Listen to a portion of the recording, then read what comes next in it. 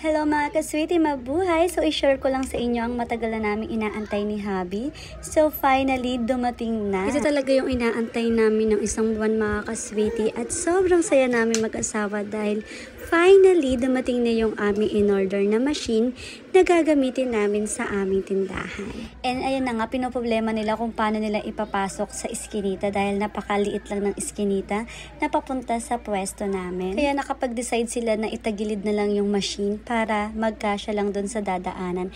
Tignan nyo naman kasi mga ka-sweetie yung dadaanan ng machine namin, napakakitid ng daan. So, dahil madiskarte ang aking asawa at syempre pati ang mga nagbubuhat. So finally, konti na ipapasok yung box.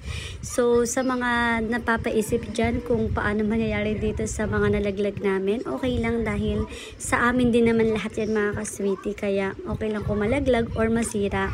So kasalanan din naman namin yan kung bakit mga nalaglag dahil kailangan din kasi maipasok yung box na ito sa mismong tindahan din namin sa looban. And shout out na rin pala kay Ate Miriam, Ate Merly at syempre sa tindera namin na si Ate Delia dahil todo to the rescue si Ate Merly at si Ate Miriam sa akin tindera. At thank you sa inyo dahil handa kayong tumulong sa amin. So tignan nyo naman mga ka-sweetie yung nangyari sa aming mga paninda. Tignan mo kitang-kita na lahat naglaglagan, lahat naggulo-gulo.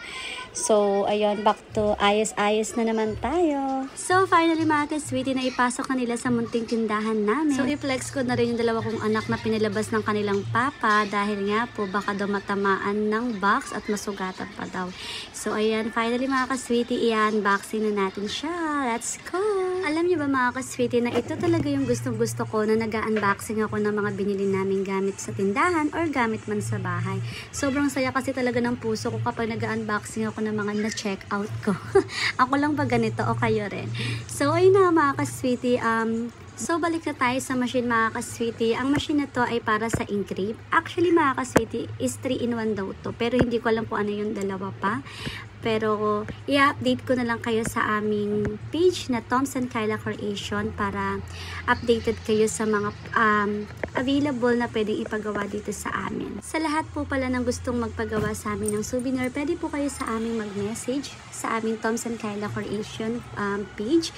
Pwede rin po kayo pumunta dito sa aming tindahan. Dito lang po to sa Tabor Street, Yanko Building, Stall 17 po. Open po kami everyday, Monday to Sunday, 8 AM to 5 PM po. So, pwede po kayo pumunta dito sa aming store para po mas personal nyo makita yung mga souvenir po namin na pwedeng i-alok sa inyo or magamit nyo sa inyong special occasion. So, balik na tayo dito sa pag-unboxing and shoutout ko nga lang pala sila Gaupling and Gaukim sa pagtulong kay Hubby, siyempre sa pagbubuhat at sa lahat ng bagay. Thank you sa inyo dalawa, Gau. So, shoutout din sa ibang mga tumulong. Fast forward tayo mga ka-sweetie. Ayan, nailabas na nga nila yung machine sa mismong box kanina at ang next naman nila ay aayusin yung pinakapatungan nitong machine. At pagkatapos nun, titignan nila kung magkakasya dun sa gilid yung itong machine na to. Ayan, sa mismong inaayos ng aking hubby.